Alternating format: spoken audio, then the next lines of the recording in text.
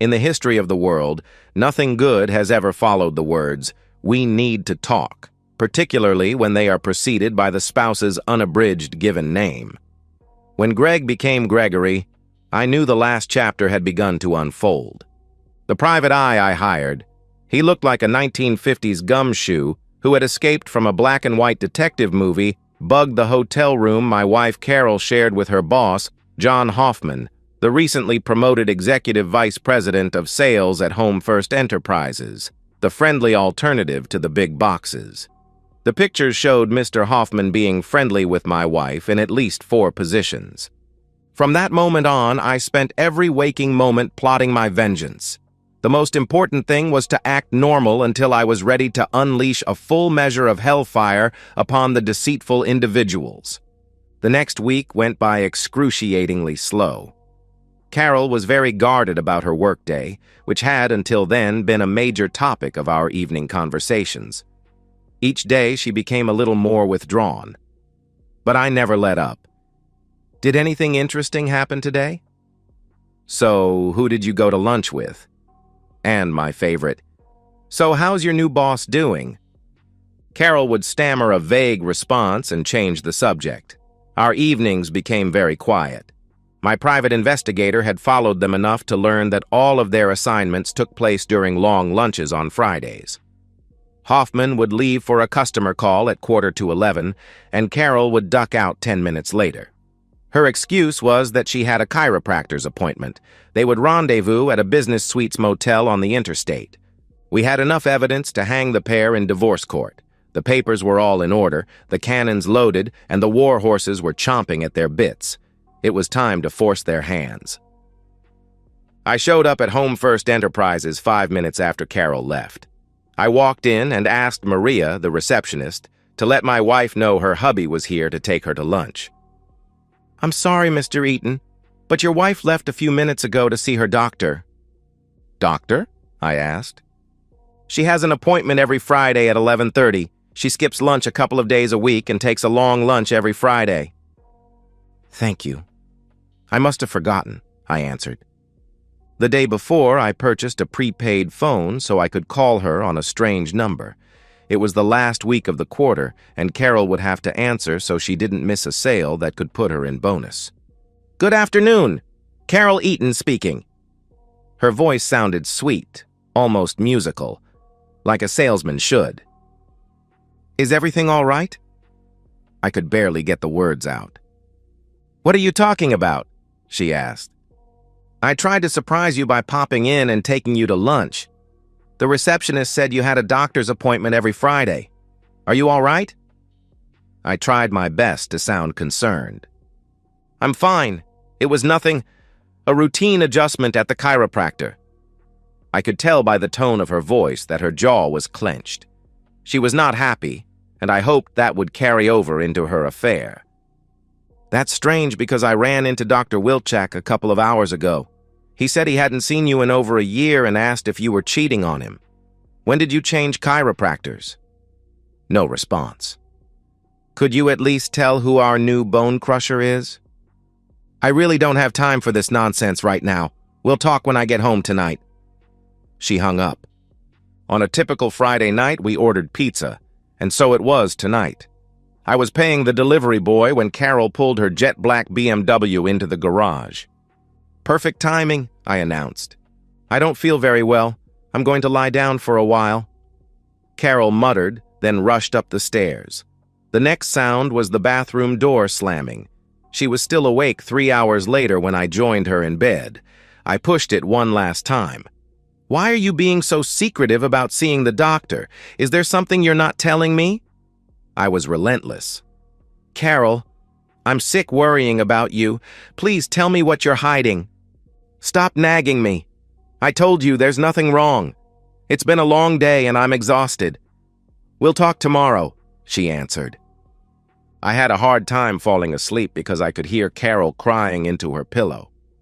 I don't think she slept for more than a few minutes at a time. I couldn't help but wonder how well Oedipus slept the night before he murdered his father. Saturday Carol was the woman from hell from the moment she woke up. If we had a dog, she would have kicked it. We never did have the promised doctor conversation. Whenever I tried to initiate it, Carol ducked the subject. She managed to avoid me for most of the day, but I finally caught up with her after lunch. I pretended nothing was amiss and said we had 6 p.m. reservations at Antoniki's, her favorite restaurant. Maybe that will help you out of the funk that seems to have stolen your smile. Her response was a blank gaze and a shrug. At 5, I found Carol sitting on our bed staring at the wall. I bought you a surprise. I handed her a box from Neiman Marcus. She didn't open it. I felt awkward standing there staring. I hope you'll wear it tonight. When she came downstairs, I complimented her on how beautiful she looked in the new dress. I was going to save these for a special occasion, but it looks like you need them now. I handed Carol a gift-wrapped box. Carol tore the paper off and opened the jewelry box and began sobbing. They'll look great on your new dress. And the string of pearls did. Dinner was a study in silence. She was so softly spoken that the waitress had a difficult time understanding her order. Even 3 vodka gimlets didn't loosen her tongue. Most of her dinner went home in a doggy bag. When I pulled into the garage, she didn't wait for me to open her car door. She was out of her seat before I had unbuckled. She paused, turned her head, and said, "Thank you." Her first words were in over 2 hours. I watched her walk up the stairs and lock herself in the master bath. I tippy-toed up and listened to the door. As I expected, she was talking to Hoffman, no doubt seeking his reassurance they would soon be together. I retired to my den to await fate. I took a small bottle out of my suit coat's pocket and dry swallowed a handful of tranquilizers. I had been taking those little pills like candy ever since I learned of my wife's infidelity. They were the only thing that kept me from losing it. I could see Carol in the family room mixing another drink. I watched as she emptied the glass. She was still wearing the little black dress I surprised her with earlier in the evening. I looked up and smiled. Damn, she looked good, I thought. When she caught me, she turned away. Even though I knew the conversation was coming, it still grabbed me like a heart attack. I was pretending to read a book when she finally walked in. Carol stood in silence for a good 2 minutes before making small talk. "Gregory, is that a good book?" When I heard my full Christian name and saw she was looking down at her feet and not at me, I knew the end of my marriage was nigh at hand. I had been rehearsing for this moment for almost 2 weeks. I prayed I would be able to stay on script. I placed a bookmark between the pages, closed it, and said, "Not as good as our marriage. So what's on the mind of the woman who I love more every day? Are you finally going to tell me what is vexing your soul?" I could see tears welling up in her eyes. "What's wrong, my beloved?" I feigned concern. "I am so worried about you." I took her hands in mine. By now she was sobbing. "Did the doctor give you bad news?" I asked. "No." Her response was a lot louder than the room deserved. "Is it your mom? Is she okay?" I asked. She shook her head in the negative. "Your dad, is he?" My words trailed off. She again shook her head. "I'm fine. Everyone's fine. No, this is something different." "Oh." I got up and pulled the matching chair out from under the octagon-shaped chess table and bade my wife to have a seat. As soon as she sat down, I said, "I'll be right back." "Where are you going?" She looked puzzled. "I'll only be a couple of minutes. I have to get something from upstairs." I retrieved my attaché case and laptop from the safe in my study. Carol was sitting at the table with her hands folded in her lap when I returned. Her eyes were red and puffy. Without saying a word, I placed my bag on the floor next to my chair, then swept the pieces off the chessboard. They made quite the racket bouncing off the hardwood floor. Carol had a confused look on her face as she watched. Then I sat down facing her, opened my computer, and began typing. "What are you doing?" she asked. I held up a finger to my lips and went, "Shh, almost there." The soft click of the keys and her labored breathing were the only sounds in the room. After a couple of minutes, I closed my laptop and announced, "All done. So my loving wife, What is weighing so heavily on your mind? It's very difficult for me to begin. She began crying harder. I handed her my handkerchief. She finally managed to squeak out, "I don't want to hurt you. You've been the perfect husband." I didn't say a word. You are, Gregory, you know I love you. And I love you. I took her hands in mine and squeezed them. That's what is making this so hard, she answered. Telling me you love me? I asked. No, that's easy. Gregory, I love you, but I'm no longer in love with you. There, I've said it. Carol buried her face in her hand and mumbled, I don't know how it happened. It almost killed me, but I held my tongue. I stared as she hung her head in shame. Carol finally broke the silence. We've been together since freshman year of high school. It's always been Greg and Carol. I need some time to be me. Not a half of us. So you're no longer in love with me because our friends look at us and see what I thought was a happily married couple? I asked. No, you're confusing what I said, she answered. You said you're no longer in love with me. You're going to have to do a hell of a lot better at explaining what you're talking about. You can't understand. You're the successful businessman and I'm suffocating in your shadow, she answered. You have a very good job. This has nothing to do with my job. Carol looked like a pouting child. I waited at least a minute before I asked, Have you found a marriage counselor for us to see? That's not exactly what I was thinking, she answered. That leaves divorce, I replied. No, Greg, you're looking at it all wrong. I want this for us, to make us a better couple. Then pray to tell what exactly are you thinking, I asked. Carol's voice became very meek. I was thinking we could try a trial separation. A trial separation? My voice filled the room. Carol pushed back in her chair. Wait, let me explain. I clenched my fists. Please do. Well, Amy from work and her husband were having a similar problem, she began. I interrupted. What problem is that exactly? I told you. She lost her identity. Isn't that the idea of marriage? Two become one, I answered. Gregory, she started to say something. And how long would this little experiment of yours last? I asked. Well, Amy said after a couple of months they tried dating again and they're thinking about getting back together. Dating. While you're on this leave of absence, do you intend to date? Or have you already found someone? I asked. No, I told you I love you. I'm not looking to replace you. I just need some time alone to be myself, she answered. That didn't answer my question. And where do you propose to live after you move out? I asked. A long silence followed. I was hoping you would get an apartment. Somewhere close. It's a lot safer for a man on his own than a woman. I laughed. That's never going to happen, not now or ever. Please, Gregory, don't be so unreasonable. I'm trying to make our marriage stronger, she pleaded. I roared. Stronger by walking out on your commitment, stronger by abandoning your promises for richer and poorer, in sickness and in health. Stop me when any of this sounds familiar. Oh, Gregory, you're looking at it all wrong. We'll be back together, I promise, she answered.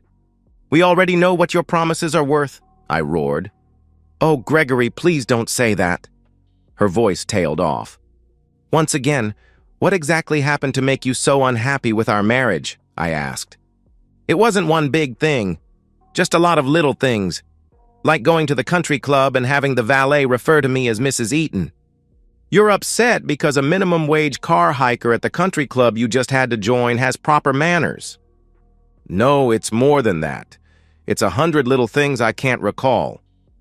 She paused, waiting for a response, which I never gave. Oh, Gregory, I can't tell you why it happened. It just did. Neither of us said a word for the longest time. I finally interrupted the quiet by unsnapping the 2 clasps on my briefcase. I removed 2 legal-sized file folders and placed them on the table. Then I opened my laptop and called up a photograph. Is this why it happened? I asked. I turned the screen so Carol could see a picture of her walking hand in hand with her paramour into a business suite hotel. The next picture was of my unfaithful wife violating our wedding vows. Every 30 seconds, a new picture appeared.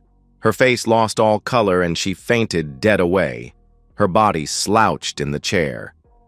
I waited a few minutes, then brought Carol a glass of ice water and helped her take a sip. She looked confused and terrified as each new photograph appeared. She had the bastard in her mouth. She turned away. Her voice trembled. "How long have you known?" "Do you mean, how long have I known the woman who swore before God and man to forsake all others had betrayed me? Long enough to have this prepared?" I slid a copy of the dissolution of marriage document in front of her. Carol was speechless. "You cheated. Our marriage is over. Sign this so I can get on with my life." She clutched the file as though trying to strangle it. I could see her lips moving as she read the complaint, which specified adultery as the reason. 24 color photographs were attached as evidence labeled Exhibit B.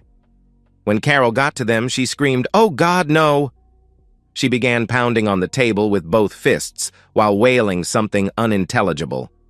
I took no pleasure as I watched the only woman I ever loved realize she had torn asunder Greg and Carol forever. As the finality of our marriage's death engulfed her, she seemed to grow smaller and colorless.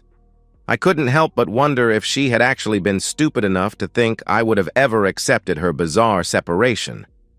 As each new picture scrolled by, her wailing reached a fever pitch. I looked on in disgust. I was glad I had swallowed damn near an overdose quantity of tranquilizers to steel my soul for this moment, or I might have wavered in my resolve. To be honest, I would rather have died than suffer this. Unfortunately, the prescription bottle was empty. Carol slipped down to the floor. Her hands reached for my right ankle. I could make out one word: please. I fought my soul's demand that I crush her fingers under my heel. Instead, I pushed my chair back out of her reach. Even though I knew how the story would end, I too was in a state of shock. So I closed my eyes and tried to pretend this was a horrible nightmare from where I had to find my way out. But when I opened them, I was still in hell, and the demon continued to taunt me by drawing breaths into her heartless chest. The front doorbell rang, dragging me back to reality. I turned and muttered, "I'll be right back." 2 men carrying boxes walked into the foyer. We had a brief discussion, then they set off for the master bedroom's overflowing walk-in closet. It cost a small fortune to have 2 movers on standby to pack up all of my wife's clothes and personal property, but it was worth every penny. Carol lifted her head and managed to squeak out, "Who are they?" "If you'll refer to Exhibit A, our prenup stays. If you are unfaithful, you lose everything. That includes this house. So to answer your question, they're from Reliable Moving and Storage. They are packing up all of your stuff. I rented a mini warehouse where you work and paid for the first and last month's rent. You'll be out of here tonight." Carol began wailing. "I can't believe this is happening." She curled up into a ball, sobbing lamentations. "What exactly did you expect would happen when you were being intimate with your boss?" I asked. "Oh, Greg, can I at least explain?" "It doesn't matter. You're a liar and a cheat. Now, there are a couple of things you should know. The lease for your BMW is in the business name. I've retrieved the keys from your purse because they'll be picking it up in the morning. You'll also find all of your credit cards have been canceled. Your cell phone will be shut off first thing in the morning. Also, your name has been removed from all of our checking and savings accounts. And you'll never have to worry about anyone at the country club treating you with respect ever again." My cell phone rang. I looked at the caller ID and answered. "Is it done?" Some moment later, I said, "Thank you. I'll look forward to your report.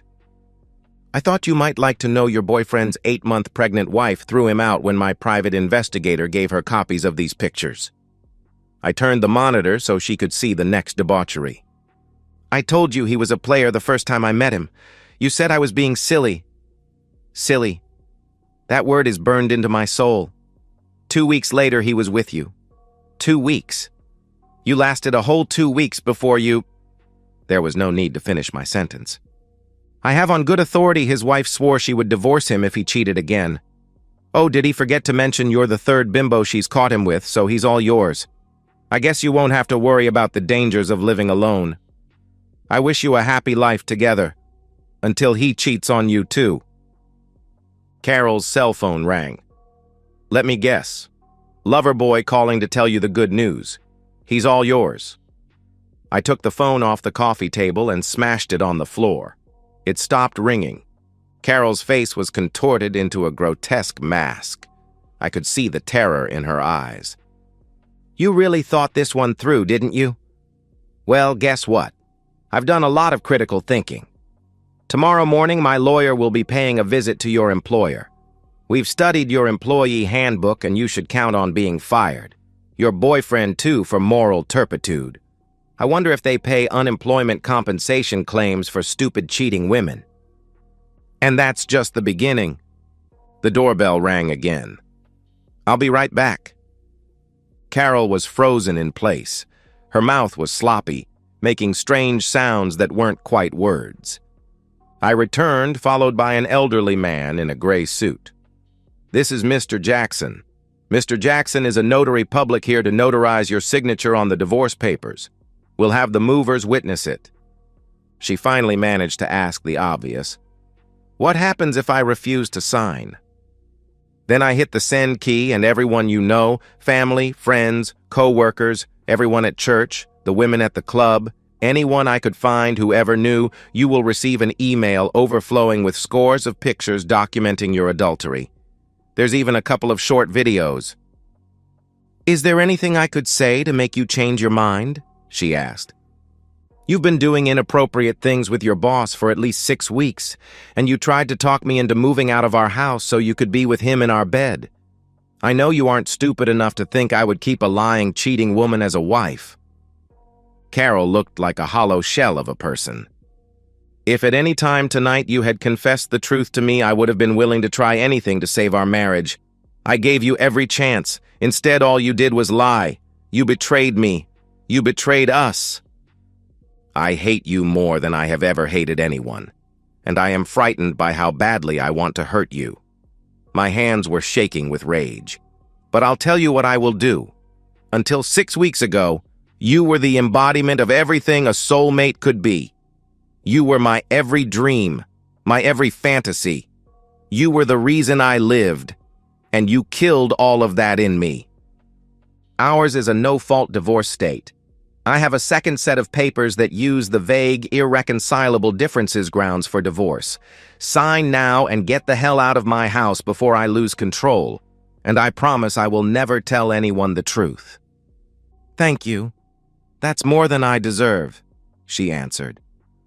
5 minutes later, her signature was duly witnessed and sealed, and the first half of my life ended.